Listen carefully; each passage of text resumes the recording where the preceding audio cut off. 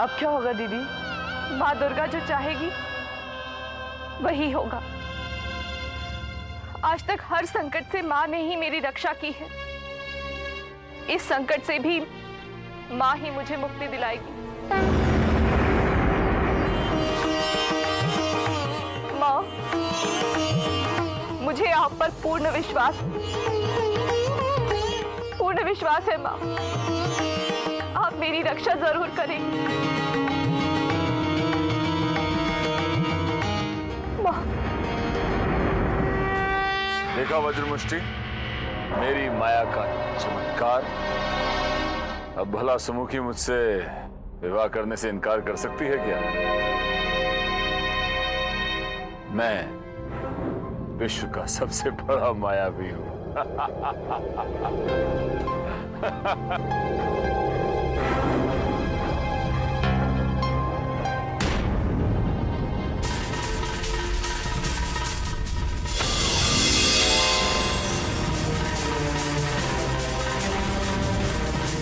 ये गरुड़ध्वज और विजया कहाँ गए? वज्रमुष्टि, तुम भी चक्कर खा गए?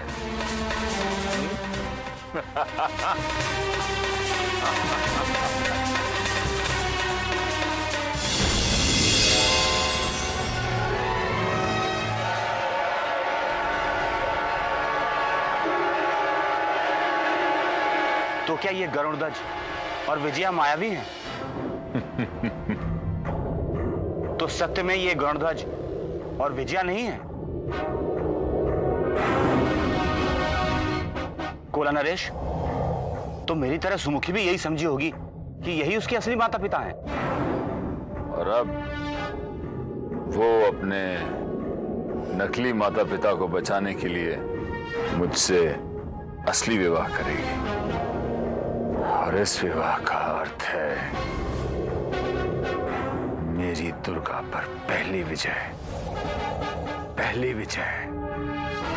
दुर्गा पर विजय।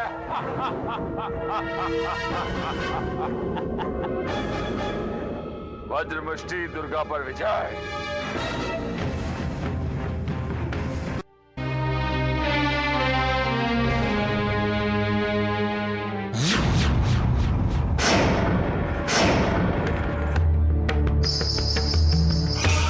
तू इतना केवल इसलिए रो रही है ना कि तुझे सूरज से विवाह करना है। तो ठीक है, इसकी आंखों के सामने इसके माता पिता का सर धड़ से अलग कर दो। मृत्यु दंड दो इसे।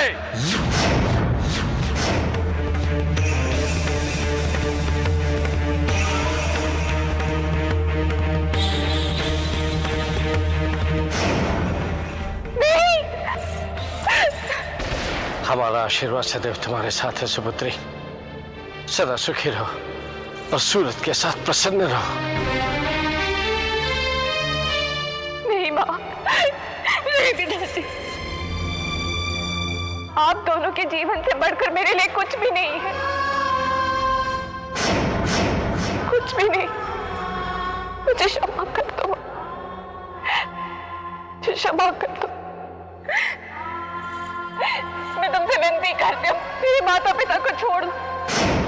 मैं तुमसे विवाह करने के लिए तैयार।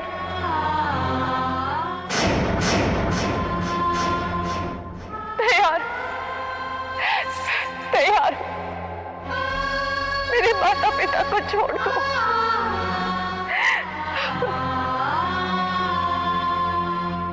मेरे माता पिता को छोड़ दो। विवाह की तैयारी आरंभ करो।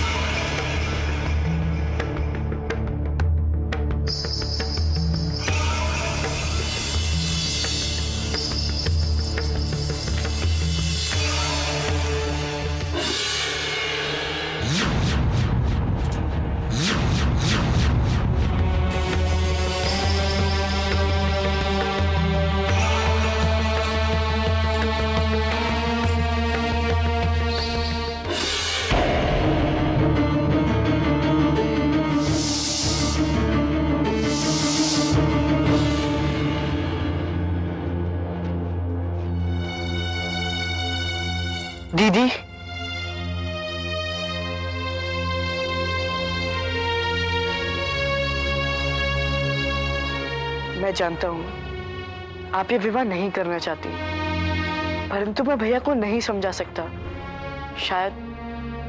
शायद यही माँ दुर्गा की इच्छा हो।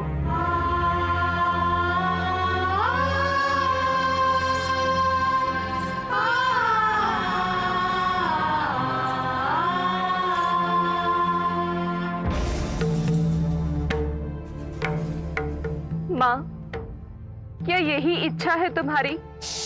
तुमने तो कभी अपनी इस भक्त का साथ नहीं छोड़ा। तुमने तो समय समय पर जगह जगह पर मेरी रक्षा की है, तो फिर अब मेरी प्रार्थना क्यों नहीं सुन रही हो? मुझे चारों तरफ अंधेरा ही अंधेरा दिखाई दे रहा है। आप ही मुझे रास्ता दिखाओ माँ, मुझे रास्ता दिखाओ माँ।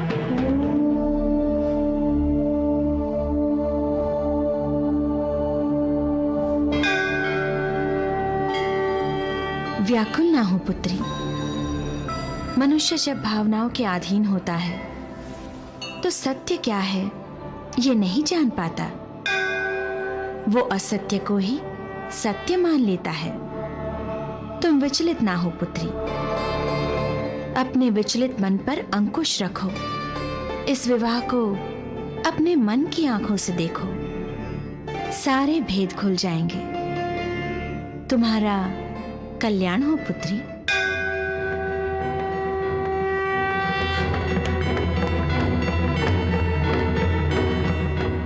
दीदी, आप आंखें बंद करके किसे हाथ जोड़ रही हो? माँ दुर्गा को।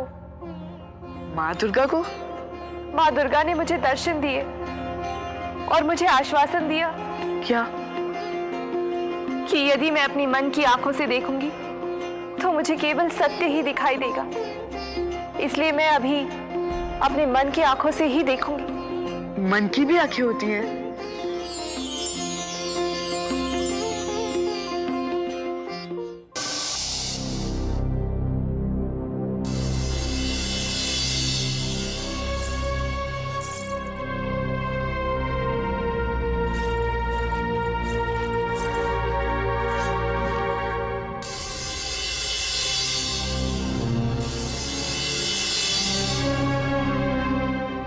श्वेतकेतु, जी भैया। अपनी होने वाली भाभी को विवाह मंडप में बैठाओ।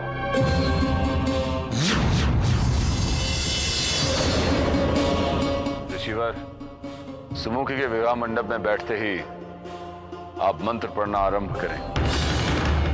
जाओ श्वेतकेतु, अपनी भाभी को विवाह मंडप में बैठाओ।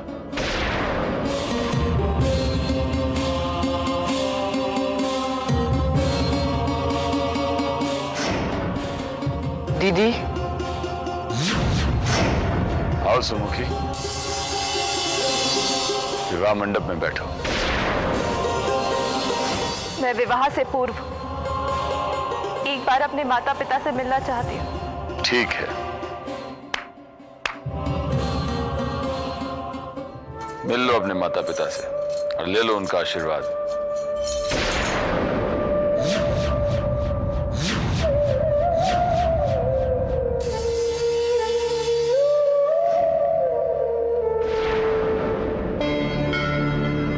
इस विवाह को अपने मन की आंखों से देखो। सारे भेद खुल जाएंगे।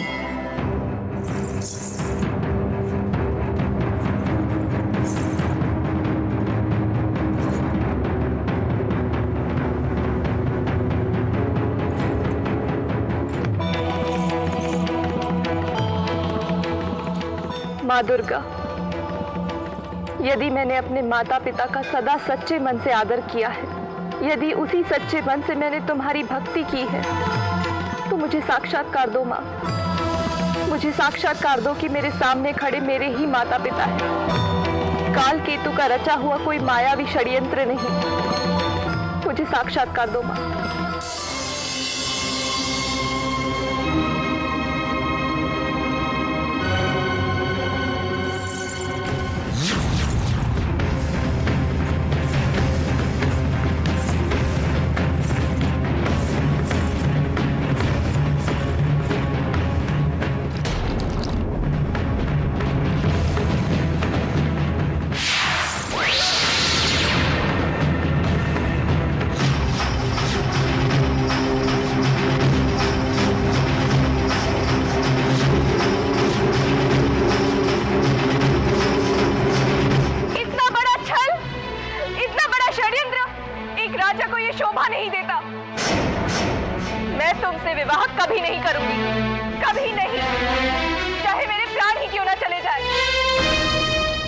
प्राण नहीं त्याग सकती। सुमुखी, तुम ये प्राण नहीं त्याग सकती क्योंकि तुम्हारे ये प्राण काल केतु की धरोहर हैं। और रही बात छल की, तो ये छल नहीं था, काल केतु का एक छोटा सा खेल था जो दुर्गा के विरुद्ध युद्ध का एक छोटा सा हिस्सा है। और युद्ध में सब मान्य है, समझी? सैनिकों, बंदी बना लो इसे और कारागृह में डाल दो। जब तक ये काल केतु से विवाह करने से सहमत ना हो जाए, इसे वहीं रखो। ले जाओ इसे।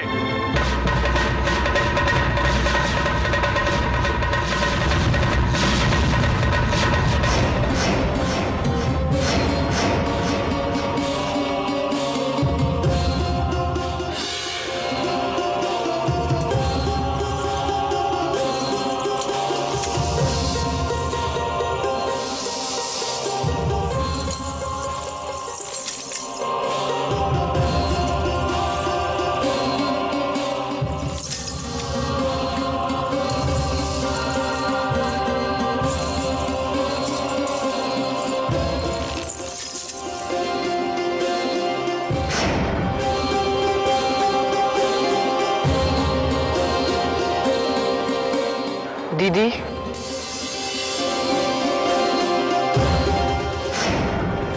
श्वेत केतु, तुम यहाँ? मुझे अच्छा नहीं लगा। ये विवाह नहीं हो सकता श्वेत केतु, क्योंकि माँ दुर्गा ऐसा नहीं चाहती। तुम्हारे ही सामने तुम्हारे भैया के छल का साक्षात्कार सबको हो गया। अब तो तुम भी जानते हो कि माँ दुर्गा क्या चाहती है। उन्हीं की कृपा से मैं इस छल से, इस धोखे से बच पाई हूँ। तो क्या दीदी तुमने माँ दुर्गा से पूछा था? हाँ। तो क्या तुम्हें माँ दुर्गा दिखाई दी थी? हाँ श्वेत केतु। क्या मुझे भी दिखाई देंगी माँ दुर्गा, जैसे उन्होंने आपकी रक्षा की? क्या समय आने पर वह मेरी भी रक्षा करेंगी? यदि तुम सच्चे हृदय से उन्हें पुकारोगे तो वो तुम्हें अवश्य दिखाई देगी, और यदि तुम उनकी शरण में जाओगे तो वो तुम्हारी रक्षा भी करेगी। माँ दुर्गा अपनी संतानों में कभी पक्षपात नहीं करती। उनके लिए तो हम सभी उनकी संतान हैं, और वो हमारी माँ।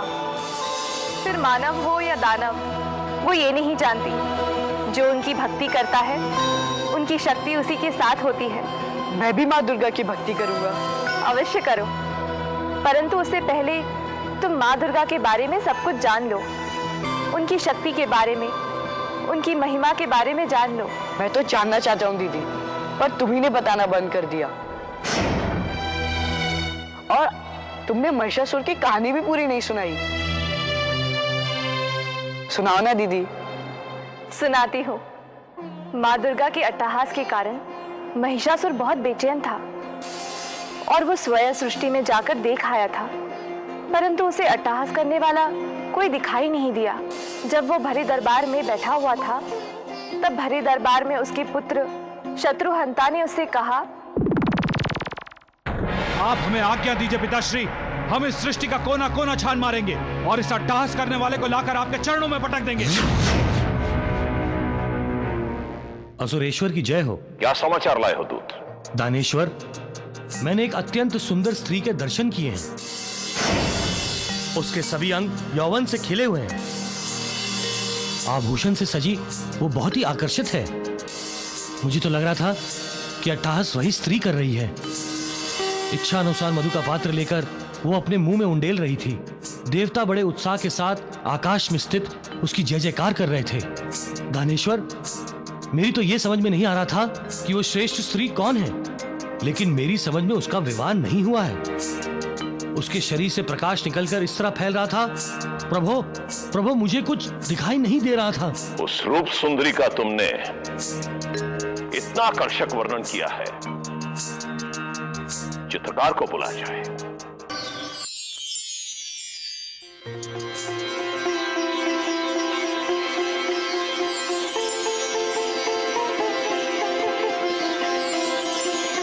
सुंदर, अति सुंदर, ऐसा मनमोहक और सुंदर रूप मैंने आज तक नहीं देखा। हे त्रिभुवन सुंदरी, तुमने तो सीधा मेरे हृदय पे आघात कर दिया है। अब इस दर्द का निवारण भी तुम करोगी। मैं तुमसे विवाह करूंगा और मैं तुम्हें अपनी पटरानी बनाऊंगा। ताम्र, त्रिनेत्र, वाशकाल, कहां हो तुम?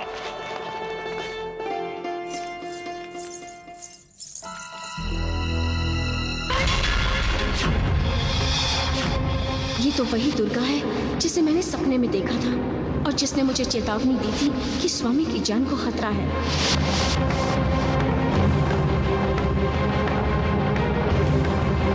स्वामी,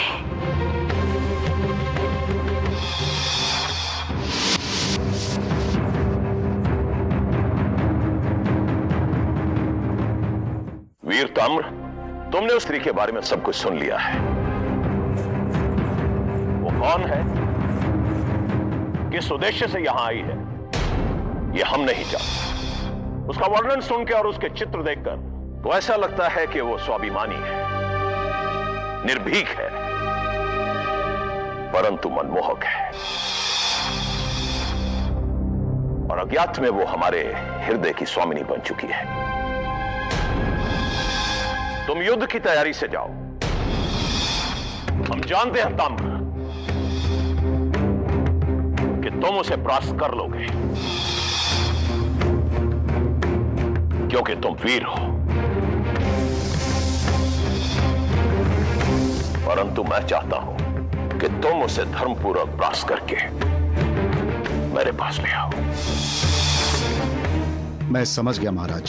तुम्हारे और हमारे उद्देश्य के लिए तुम्हें सफलता प्राप्त हो।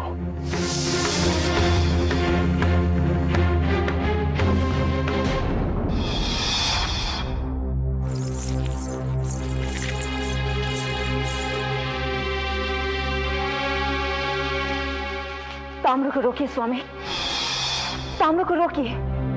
उस स्त्री से युद्ध करना आत्महत्या करना है, उससे बचिए स्वामी। वो स्त्री आपका काल है। लाजवंती, यदि काल इतना सुंदर है तो मैं उसे अपने गले लगाने के लिए तैयार हूं। वो स्त्री मुझे चारों दिशाओं में दिखाई दे रही है। मैं जल्द से जल्द उसे अपने सम्मुख देखना चाहता हूं, अपने सम्मुख।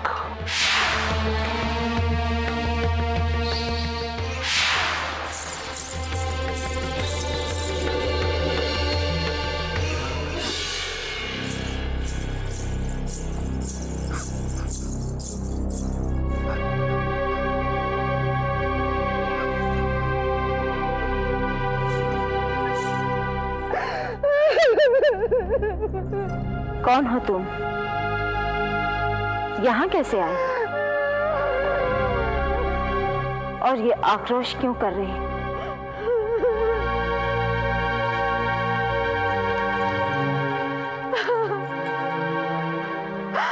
मुझे अभागन के साथ यही होना था। मैंने बहुत कहा, लेकिन मैंने नहीं सुनी। मैं क्या करूं?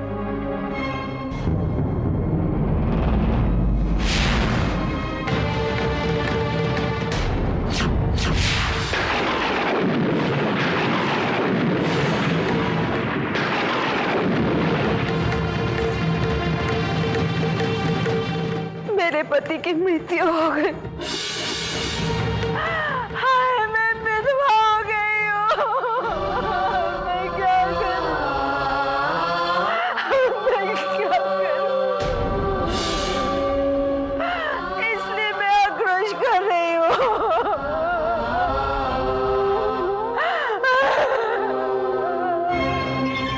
हाय, मैं विधवा हो गई हूँ।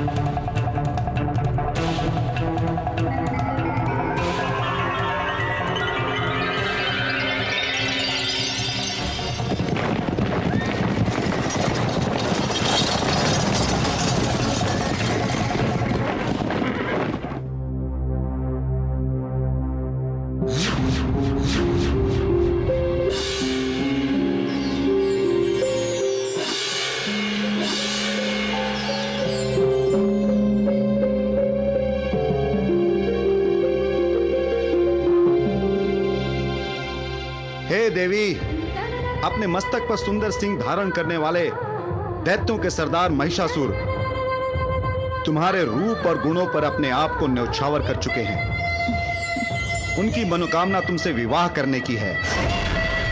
हे विशाल नेत्रों वाली सुंदरी, वो सभी देवताओं के लिए अजय हैं। उनसे विवाह करके उनका मनोरथ पूरा कर। तुम्हारा मूर्ख स्वामी महिषासुर मृत्यु को गले लगाना चाहता है। कदाचित कामदेव के बाण उस पर असर कर गए हैं। जाकर कह देना उससे, उसकी जन्मदात्री तो भैंस है, जो काली है, जिसकी लंबी सी पूंछ है, जिसके सर पर सिंह सुशोभित हैं। किंतु मैं तो ऐसी ना हूं। ये बताओ कि महिषासुर में ऐसी कौन सी विशेषता है कि मैं उसे अपना स्वामी स्वीकार करूं? मेरे पति तो वो हैं जो अनंत हैं, असीम हैं, सर्वज्ञ हैं, सर्वज्ञाता हैं। ऐसे स्वामी को छोड़कर मैं क्या महिषासुर की सेवा करूंगी?